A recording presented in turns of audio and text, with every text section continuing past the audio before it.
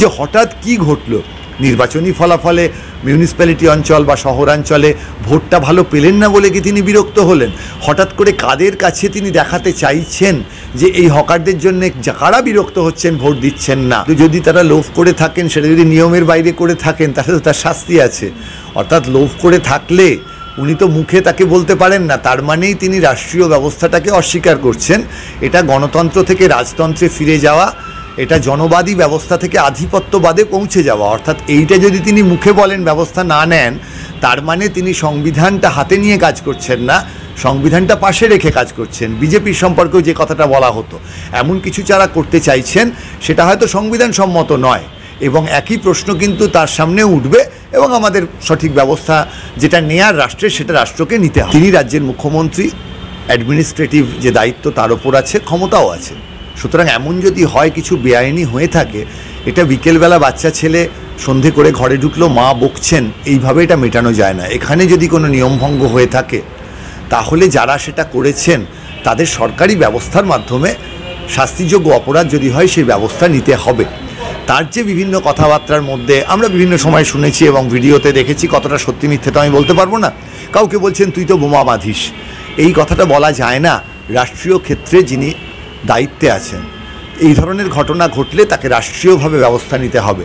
এই ধরনের একটা খোলা মিটিংয়ে দাঁড়িয়ে তিনি যখন এগুলো বলছেন, এটার বলা মানে একটাই, রাজনৈতিকভাবে তিনি মানুষের কাছে একটা ভালো বার্তা দিতে চাইছেন যে তিনি চেষ্টা করছেন মানুষের ভালো করার, কিন্তু তার দলের যে কর্মীরা তারা ভালোটা করতে দিচ্ছে না।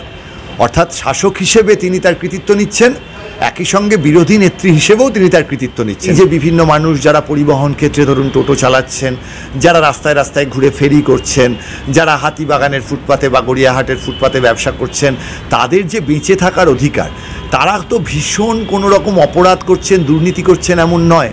তারা তাদের জীবনে বেঁচে থাকার যে অধিকার, তাদের সংসার চালানো, তাদের পরিবারের মুখের দিকে তাকিয়ে কাজ করা, তার জন্যে তারা কিন্তু একটা কাজের অধিকার চাইছেন, এবং কাজের অধিকার যে তারা সবসময় ছিনিয়ে নিতে পারছেন এমনটাও নয়। এবং তাদের যে অসাধারণ পরিশ্রম এবং একটা শহরের যে সংস্কৃতি, একটা শহর যেভাবে আমাদের এগিয়ে চলে, সেখানে যেভাবে ফেরিওয়ালারা থাকেন, যেভাবে হকাররা থাকেন, তাহলে তাদেরকে হঠাৎ করে সরিয়ে দেয়া এই সময়েই, এবং কেন হঠাৎ করে তার মনে হলো মুখ্যমন্ত্রীর, এই প্রশ্নটা আমাদের কাছে আরও বড় প্রশ্ন হিসেবে দেখা দিচ্ছে। মানুষকে কনভিন্স করছেন। দেখুন, এটা তো আপনাকে মানতেই হবে যে নির্বাচনী রাজনীতি, তাতে তিনি অত্যন্ত সফলভাবে এবারেও জয়ী হয়েছেন, ফলে তাকে তো নির্বাচনী রাজনীতির বিষয়টাও ভাবতে হবে, এবং সেই জায়গায় দাঁড়িয়ে তিনি অবশ্যই চেষ্টা করবেন মানুষের সমর্থন যেন তার ওপর থাকে। ফলে কৌশলগত দিক দিয়ে তিনি একেবারেই যে বক্তব্যগুলো রেখেছেন, সেটা তার দিক দিয়ে মানুষ সত্যিই তো একটা পশ্চিমবঙ্গের একটা বড় অংশের মানুষ তাকে সত্যিই পছন্দ করে এবং তাকে তাদের নেত্রী বলে মনে করে। ফলে সেই জায়গাটি তিনি আরও জোরদার করছেন। এটা রাজনৈতিক কৌশল হিসেবে কিন্তু কোনো রকমভাবেই তিনি ভুল করছেন। যেগুলো হয়ে থাকে সেগুলোর তার সঠিক তদন্ত হতে হবে, এবং সঠিক তদন্তের মাধ্যমে এর সমাধান করতে হবে। দেখুন, শিক্ষা দুর্নীতি নিয়ে আমরা তো জানি না সত্যি দুর্নীতি হয়েছে কিনা, কিছু মন্ত্রী জেলে আছেন। যদি হয়ে থাকে, আজকে তো রাজ্য সরকার নিজেই দায়িত্ব নিয়ে সেই দুর্নীতির সমাধান করতে পারে, কিন্তু তার বদলে রাজ্য সরকার বলছে দুর্নীতি হয়নি নিশ্চয়ই, সেই কারণেই তারা কোর্টে যাচ্ছেন, এত টাকা খরচ হচ্ছে রাজ্যের। ফলে এই যে জায়গাগুলি, এই যে আমাদের যে রাজনীতি, তার বহুমুখী চরিত্র থাকে, একই মানুষ বিভিন্ন সময়ে একেবারে দুদিকের কথা বলেন, ফলে সেই জায়গায় দাঁড়িয়ে তো একটা দ্বন্দ্ব সৃষ্টি হচ্ছে। কিন্তু মানুষের সমর্থন কিন্তু তার সঙ্গে থাকছে, নির্বাচন সেটা প্রমাণ করেছে। কিন্তু মানুষের সমর্থন মানেই তার সব কাজ যে সত্যি হয়ে যাচ্ছে এমন নয়, এবং আমরা এটা বারবারই বলেছি।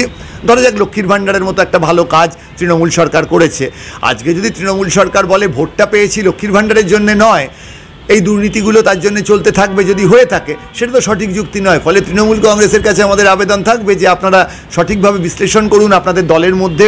আপনারা তো নির্বাচনী রাজনীতিতে জেতার জন্যে আইপ্যাক বা এই ধরনের সংস্থা দিয়ে অ্যানালিসিস করান বলে শোনা যায়, তাদেরকে দিয়ে অ্যানালিসিস করুন, বা অন্য অনেক কোম্পানি আছে, কনসালটেন্সি কোম্পানি আছে, তাদের দিয়ে বিশ্লেষণ করান সরকারের মধ্যে কতটা দুর্নীতি আছে, তারা ধরিয়ে দেবেন। সেইখান থেকে আপনারা সামনের পথে এগোনোর চেষ্টা করুন। মুখ্যমন্ত্রী তো বলছেন যে জনসেবক চাই, টাকা খাওয়ার মাস্টার চাই। দেখুন, এই কথাটা এক ধরনের রাজনীতি ভারতবর্ষে চলতো, আজকের ভারতবর্ষের রাজনীতি বদলেছে। অর্থাৎ রাজনৈতিক নেতা সম্বন্ধে তারা যে জনসেবক হবেন, এই ধরনের ধারণা স্বাধীনতার পর বা 60-70-এর দশকেও যেটা ছিল, আজকের দিনে কিন্তু রাজনীতির ক্ষেত্রে কেউ তার ভাবনাটা লাগু করার জন্যে, কারো ধর্মীয় রাষ্ট্রবাদের ভাবনা আছে বিজেপির ক্ষেত্রে, তারা চান হিন্দু রাষ্ট্রবাদ, তার জন্যে তারা তাদের মতো করে চেষ্টা করছেন। বামপন্থীরা তাদের একটা আদর্শ নিয়ে চেষ্টা করছেন, তৃণমূল কংগ্রেস কর্মসূচি ভিত্তিক দল, তারা নিম্নবিত্ত মানুষের কথা ভাবেন, কিন্তু এর বাইরে ব্যক্তি মানুষের যে প্রয়োজনীয়তা সেই জায়গায় একজন নেতা কতটা সৎ হবেন সেটা তো তার দ্বারা নির্ধারিত হবে। প্রতিটি মানুষই তার নিজের জন্য সুবিধে পেতে চায়। আমি হঠাৎ বলে দিলাম আমি একা সৎ, বাকি সবাই অসৎ, এমন হয় না। রাজনীতিতে যারা আসছেন তাদেরও সংসার আছে, তারা সবাই সিপিআইএমের হোল টাইমারদের মতন বা অন্য যে রাজনৈতিক দলের হোল টাইমারদের মতন নাও হতে পারেন। তারা রাজনীতিটাকে সমাজ সংস্কারক হিসেবে নিজেদের প্রকাশ করে ব্যবসার কাজে লাগাতেই পারেন। সেইখানে সেই রাজনৈতিক দল রাষ্ট্র ব্যবস্থা কীভাবে দায়িত্ব নেবে তাদের ভাবতে হবে।